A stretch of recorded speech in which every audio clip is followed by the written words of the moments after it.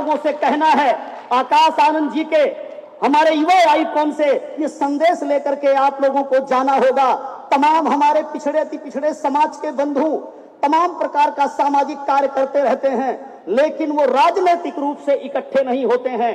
सम्मानित साथियों, पिछड़े समाज में जन्मे, कुर्मी समाज में जन्मे साहू जी महाराज ने हमें आरक्षण प्रदान किया 1902 ईस्वी में। उन्होंने बाबा साहेब डॉक्टर अंबेडकर को आर्थिक सहयोग दिया, मूक नायक अखबार चलवाया साहू जी महाराज ने। आज पूरे देश में अगर आरक्षण आप लोगों को मिलता है, पिछड़ों अति पिछड़ों को, दलित भाइयों को, SC ST भाइयों को मिलता है, तो एक OBC समाज के नेता साहू जी महाराज का योगदान है।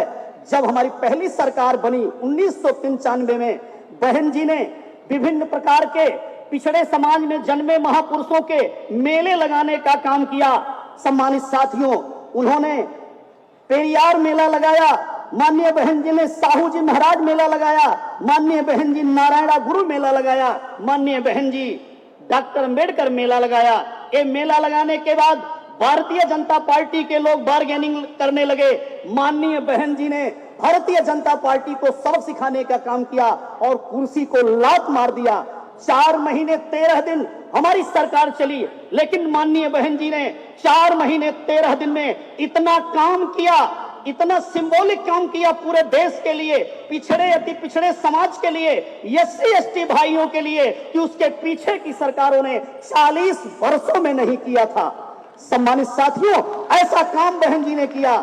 साथियों, माननीय काशीराम जी ने, माननीय बहन जी ने बहुजन समाज पार्टी बनाने के बाद 1984 से लेकर 1990 तक एक नारा लगाया, हजारों संगोष्ठी किया, हजारों सेमिनार किया, सैकड़ों रैलियां किया माननीय बहन जी ने, साहब कांसीराम ने, और नारा लगाया, मंडल कमीशन लागू करो वरना कुर्सी खाली करो।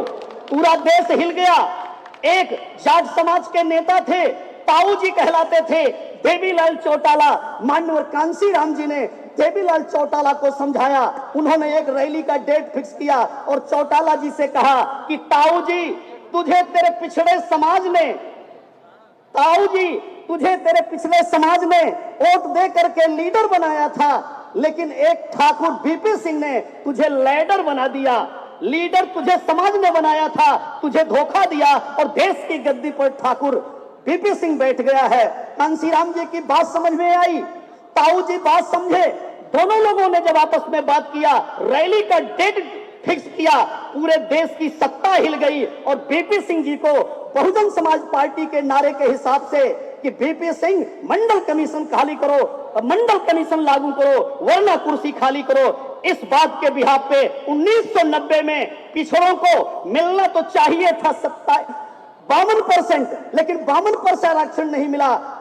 VP सिंह की सरकार ने, उस जमाने की जनता दल की सरकार ने मात्र 27% रिजर्वेशन दिया। सम्मानित साथियों, आपका मैं और समय नहीं लेना चाहूंगा, आपके बीच में और माननीय आकाश आनंद जी के बीच में मैं दीवार नहीं बनना चाहूंगा। आप सब लोगों से कहता हूं, अभी अनिल जी ने आह्वान किया, हमारे प्रेसिडेंट ने आह्वान किया, पिछड़े समाज के तमाम मंच पर नेता बैठे हुए हैं, वकील यादव बैठे हुए हैं, ऐसे कई सारे हमारे साथी बैठे हुए हैं, जोगेंद्र वर्मा जी बैठे हुए हैं। आज ये जो भीड़ पिछड़े अति पिछड़े समाज की इकट्ठी हुई है, ये भीड़ बिहार प्रांत में कुछ कहना चाहती है।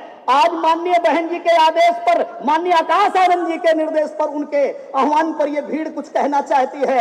पिछले 33 वर्षों में पिछड़ों के नाम पर जो RJD JDU ने आपके साथ ठगहारी किया है, आपको बेरोजगार बनाया है, आपको अशिक्षित बनाया है, आपकी हत्याएं की है, आपके बहन बेटी की इज्जत लूटने का काम किया है, ये भीड़ बहुजन समाज पार्टी की और ये अधिकार सम्मेलन हमारे OBC भाइयों का आज संकेत दे रहा है कि आप लोग माननीय आकाश आनंद जी का संदेश लेकर के जाएंगे, गांव-गांव जाएंगे, तैयारी करेंगे, पिछड़े अति पिछड़े समाज को तैयार करके आप लोग 2024 के चुनाव में आप सांसद जीतेंगे, तभी तो आपका नारा सार्थक होगा।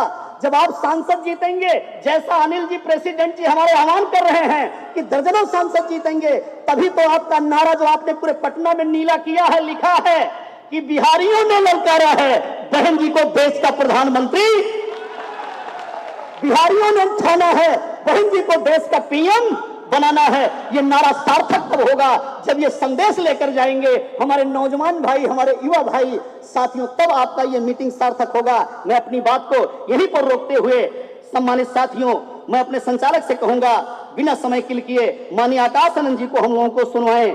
धन्यवाद। जय भीम, जय भारत, जय बहुजन समाज।